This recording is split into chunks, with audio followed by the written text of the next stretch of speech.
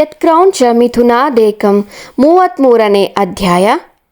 ಭಾವಿನಿ, ನೋಡಿ, ಪದೇ ಪದೇ ನನಗೆ ಬರವಣಿಗೆ ಮುಂದುವರಿಸು ಅಂತ ಹೇಳಬೇಡಿ. ನನ್ನಿಂದ ಆಗಲ್ಲ. ಮಗುನ ನೋಡ್ಕೊಳ್ಳೋ ಜವಾಬ್ದಾರಿ ಇದೆ.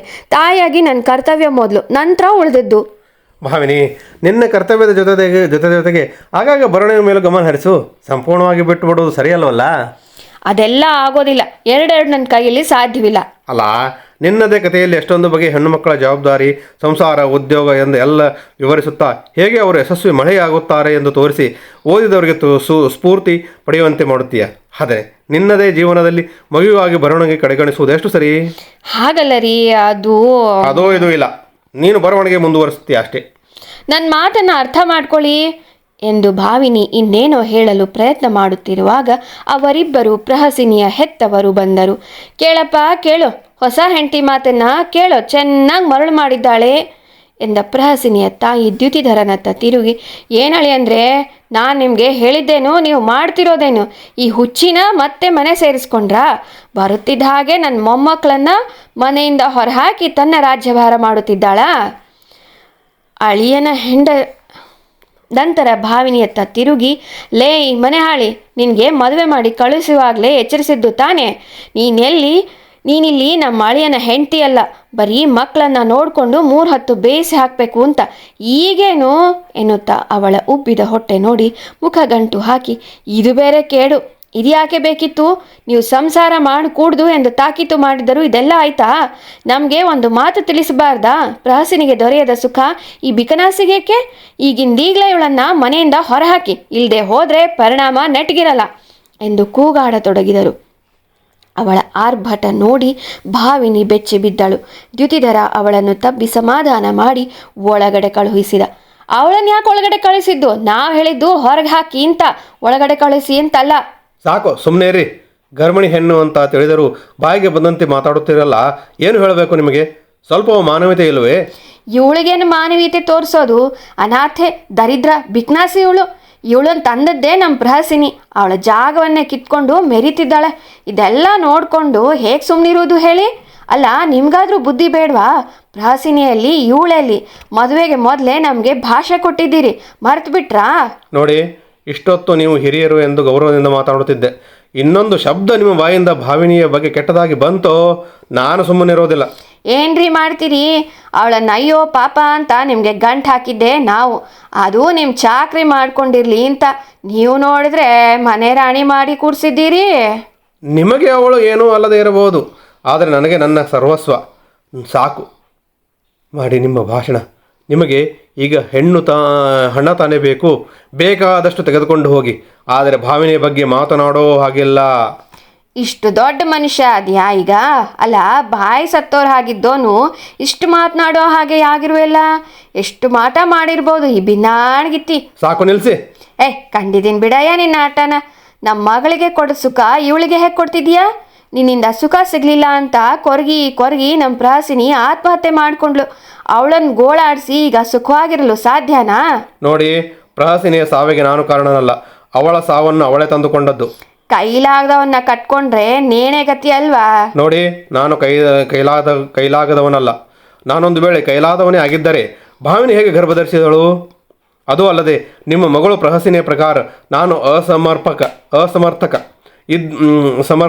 ಅಸಮರ್ಥಕ ಇದ್ದು ದೂರವಿಟ್ಟಿದ್ದೆ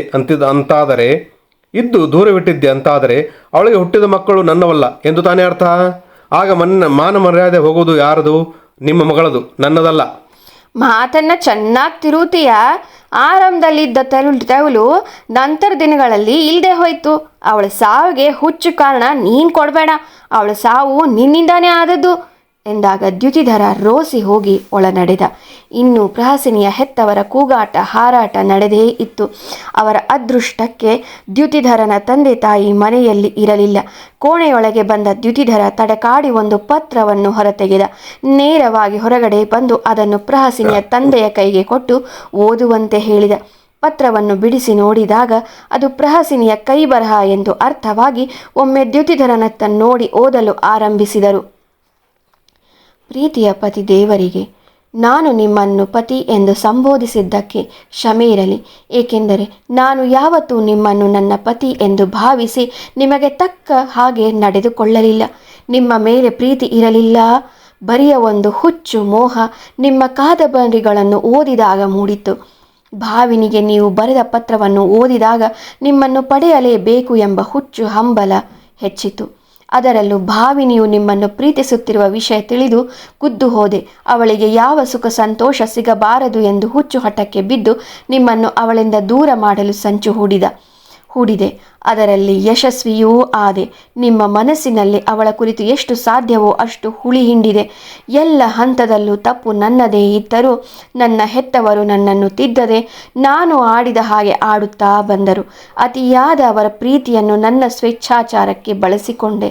ಅವರ ಮುಗ್ಧ ಪ್ರೀತಿಗೆ ಮಕ್ಕಳ ಮನಸ್ಸನ್ನು ನೋಯಿಸಬಾರದು ಎಂದು ನಾನು ಹೇಳಿದಂತೆ ಕೇಳುತ್ತಲೇ ಬಂದರು. ಬೇರೆಯವರ ಹಿತ ನುಡಿಗಳಿಗೆ ನಾನು ಕಿವಿಡಿಯಾದೆ. ಹೆತ್ತವರು ಕಿವಿ ಮುಚ್ಚಿಕೊಂಡು ನನ್ನನ್ನು ಕಣ್ಣು ಮುಚ್ಚಿ ನಂಬಿದರು. ನನ್ನನ್ನು ನಂಬಿ ಏನೆಂದರೆ ಏನೂ ಅರಿಯದ ವಯಸ್ಸಿನ ಭಾವಿನಿ ಬಂದಳು. ಅವಳು ನನಗೆ ಆಟದ ಗೊಂಬೆಯಾದಳೇ ಹೊರತು ಅವಳಿಗೂ ಜೀವವಿದೆ, ಮನಸ್ಸಿದೆ ಎಂದು ನಾನು ಯಾವತ್ತೂ ಅರ್ಥ ಮಾಡಿಕೊಳ್ಳಲೇ ಇಲ್ಲ. ಒಟ್ಟಿನಲ್ಲಿ ನನ್ನ ಕೃಪಾಕಟಾಕ್ಷದಲ್ಲಿ ಇರುವವಳು ನಾನು ಹೇಳಿದಂತೆ ಕೇಳಬೇಕು.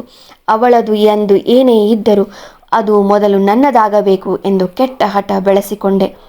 ಯಾವ ಹಂತದಲ್ಲೂ ನನ್ನ ತಡೆಯುವವರು ಇರಲಿಲ್ಲ. ಕಾಲೇಜಿನ ಸಮಯದಿಂದಲೇ ನನಗೊಬ್ಬ ಗೆಳೆಯನಿದ್ದ. ಅವನ ಜೊತೆ ಎಲ್ಲ ವಿಧದಿಂದಲೂ ಮುಂದುವರೆದಿದ್ದೆ. ನನ್ನ ನಡತೆಯ ಬಗ್ಗೆ ಎಲ್ಲೆಡೆ ಹರಡಿದ ಕಾರಣದಿಂದ ನನ್ನ ಮದುವೆಯಾಗಲು ಯಾವ ವರನೂ ಸಿದ್ಧನಾಗಲಿಲ್ಲ. ಅದೇ ಸಮಯದಲ್ಲಿ ನಿಮ್ಮ ಪತ್ರವನ್ನು ನೋಡಿ ನಾನೇ ಪ್ರಮದ್ವರಿಯಾಗಿ ಪತ್ರ ಬರೆದು ನಿಮ್ಮನ್ನು ನನ್ನತ್ತ ವಾಲುವ ಹಾಗೆ ಮಾಡಿಕೊಂಡೆ. ಮದುವೆಯಾದ ನಂತರವೂ ನೀವು ನಿಜವಾದ ಪ್ರಮದ್ವರೆ ಯಾರೆಂಬ ಜಿಜ್ಞಾಸೆಯಲ್ಲಿ ಮುಳುಗಿ ಹೋದ ಕಾರಣ ನಾನು ನಿಮ್ಮಿಂದ ವಿಮುಖಳಾಗಿ ಮತ್ತೆ ನನ್ನ ಗೆಳೆಯನನ್ನು ಸೇರಿದೆ. ಈ ಮಕ್ಕಳು ಅವನದೇ ಫಲ. ನಾನು ಹೆಣ್ಣಿನ ಕುಲಕ್ಕೆ ಅವಮಾನವಾಗುವಂತೆ ವರ್ತಿಸುತ್ತಲೇ ಬಂದೆ. ಮತ್ತೊಮ್ಮೆ ಗರ್ಭಿಣಿಯಾಗಿ ನಿಮ್ಮೆದುರು ನಿಂತಾಗ ಪಾತಾಳಕ್ಕೆ ಬಿದ್ದಂತಾದರೂ ಭಂಡ ಧೈರ್ಯದಿಂದ ನಿಮ್ಮನ್ನು ತೊರೆದು ಹೋದೆ. ನನ್ನನ್ನು ಅಷ್ಟು ವರ್ಷಗಳಿಂದ ಭೋಗಿಸಿದವನು ನನ್ನನ್ನು ತಿರಸ್ಕರಿಸಿ ಅಸಹ್ಯ ಪಟ್ಟಾಗಲೇ ನನ್ನ ತಪ್ಪಿನ ಅರಿವಾಗಿ ಮತ್ತೊಮ್ಮೆ ಅವಕಾಶ ಪಡೆಯಲು ಬಂದೆ. ಅಂತಹ ಒಂದು ಅವಕಾಶಕ್ಕೆ ನಾನೆಷ್ಟು ಅನರ್ಹಳು ಎಂದು ನಿಮ್ಮ ಮಾತಿನಿಂದ ಅರಿತೆ. ನನಗೆ ಬದುಕುವ ಇಚ್ಛೆ ಇಲ್ಲ. ಎಲ್ಲ ಆಸೆಗಳು ಸತ್ತು ಹೋಗಿವೆ. ಒಬ್ಬರಿಂದ ಕಿತ್ತುಕೊಂಡು ತಿನ್ನಲು ಬಯಸಿದ್ದು ಭೂಮಿಗೆ ಬಿದ್ದು ಮಣ್ಣಾಗಿ ಯಾರ ಪಾಲಿಗೂ ಇಲ್ಲದಂತೆ ನಿಮ್ಮ ಬದುಕು ಆಗುವುದು ಬೇಡ. ನೀವು ಭಾವಿನಿಯನ್ನು ಮದುವೆಯಾಗಿ ಸುಖವಾಗಿರಿ. ಅವಳೇ ನಿಮಗೆ ತಕ್ಕವಳು. ನಾನು ನತದೃಷ್ಟಿ. ಮುಂದಿನ ಜನ್ಮದಲ್ಲಾದರೂ ನಿಮ್ಮನ್ನು ಪಡೆಯುವ ಬಯಕೆ ನಾನು ಹೊಂದಿಲ್ಲ. ಏಕೆಂದರೆ ನೀವು ಅಂದಿಗೂ ಇಂದಿಗೂ ಯಾವತ್ತಿದ್ದರೂ ಎಲ್ಲ ಜನ್ಮಗಳಲ್ಲೂ ಭಾವಿನಿಗೆ ಸೇರಬೇಕಾದವರು. ಸಾಧ್ಯವಾದರೆ ನನ್ನನ್ನು ಕ್ಷಮಿಸಿ ನೀಮ್ಮ ಬಾಳು ಹಾಳು ಮಾಡಿದ್ದಕ್ಕೆ ತಕ್ಕ ಶಿಕ್ಷೆ ಎಂದುಕೊಂಡು ಸಾವಿಗೆ ಶರಣಾಗುತ್ತಿರುವೆ. ಕೊನೆಯದಾಗಿ ನನ್ನ ಮಕ್ಕಳ ಜವಾಬ್ದಾರಿ ನೀವೇ ಹೊರಬೇಕು ಎಂದಿಲ್ಲ. ಅವರನ್ನು ಅನಾಥಾಶ್ರಮಕ್ಕೆ ಸೇರಿಸಿ ಅಥವಾ ನಿಮ್ಮಿಷ್ಟ ಬಂದಂತೆ ಮಾಡಿ.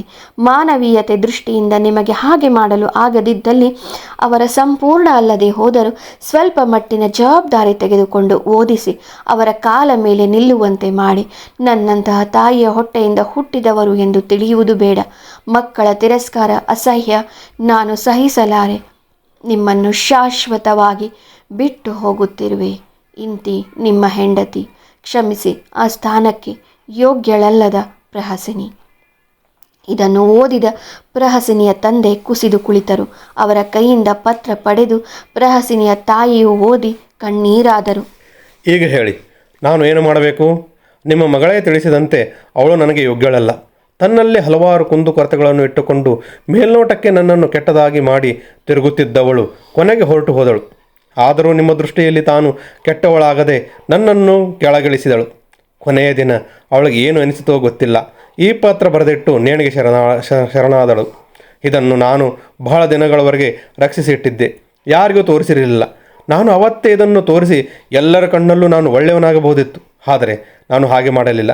ಹಾಗೆ ಮಾಡಿದ್ದರೆ ನಿಮ್ಮ ಮಗಳದೇ ಮರ್ಯಾದೆ ಹೋಗುತ್ತಿತ್ತು. ಮಕ್ಕಳ ಭವಿಷ್ಯ ಸಲುವಾಗಿ ಎಲ್ಲವೂ ಸಹಿಸಿಕೊಂಡೆ. ನೀವು ಕೊಡುತ್ತಿದ್ದ ಮಾನಸಿಕ ಚಿತ್ರಹಿಂಸೆ ಅನುಭವಿಸುತ್ತಲೇ ಬಂದೆ. ನೀವೇ ಒಂದು ಅನಾಥ ಮಗುವನ್ನು ಸಾಕಲು ಹಿಂದೆ ಮುಂದೆ ನೋಡಿ ಕಾಟಾಚಾರಕ್ಕೆ ಎಂಬಂತೆ ಸಾಕಿದಿರಿ. ನಾನು ನನ್ನದಲ್ಲದ ನನ್ನ ಹೆಂಡತಿಯ ದ್ರೋಹದ ಫಲವಾದ ಮಕ್ಕಳನ್ನು ದ್ವೇಷಿಸದೆ ತಂದೆಯಾಗಿ ನನ್ನ ಕರ್ತವ್ಯ ಪೂರೈಸುತ್ತಲೇ ಬಂದೆ. ನನ್ನನ್ನು ನಾನು ಮಹಾನೆಂದು ಹೇಳಿಕೊಳ್ಳುತ್ತಿಲ್ಲ, ಆದರೆ ನಿಜವಾದ ಸಂಗತಿ ತಿಳಿದ ನಂತರವೂ ಎಲ್ಲವನ್ನೂ ಸಹಿಸಿದ್ದು ಕೇವಲ ಈ ಮಕ್ಕಳು ಭಾವಿನಿಯಂತೆ ಆಗಬಾರದು ಎನ್ನುವ ಉದ್ದೇಶದಿಂದ. ಈಗಲೂ ನಿಮಗೆ ಅಸಮಾಧಾನವಿದ್ದರೆ ನಾನೇನು ಮಾಡಲಾರೆ. ನನ್ನ ಜೀವನದಿಂದ ಭಾವಿನಿ ಹೋಗಲು ಸಾಧ್ಯವಿಲ್ಲ. ನಾವಿಬ್ಬರು ಒಟ್ಟಿಗೆ ಬಾಳಿ ಬದುಕಿ ಸಾವಲ್ಲೂ ಜೊತೆಯಾಗುವು. ಇದು ಸಾರ್ವಕಾಲಿಕ ಸತ್ಯ ಎಂದು ತನ್ನ ದೀರ್ಘ ಮಾತನ್ನು ಮುಗಿಸಿದ. ಪ್ರಹಸಿನ ತಂದೆ ತಾಯಿಗೆ ಬೆನ್ನು ಮಾಡಿ ನಿಂತವನಿಗೆ ಇದ್ದಕ್ಕಿದ್ದಂತೆ ಆಘಾತವಾಗಿತ್ತು. ಪ್ರಹಸಿನಿಯ ಹೆತ್ತವರು ಮುಂದೇನು ಮಾಡುವರು? ದ್ಯುತಿಧರನಿಗೆ ಆಘಾತವಾಗಲು ಕಾರಣವೇನು? ನಿರೀಕ್ಷಿಸಿ ಮುಂದಿನ ಸಂಚಿಕೆಯಲ್ಲಿ.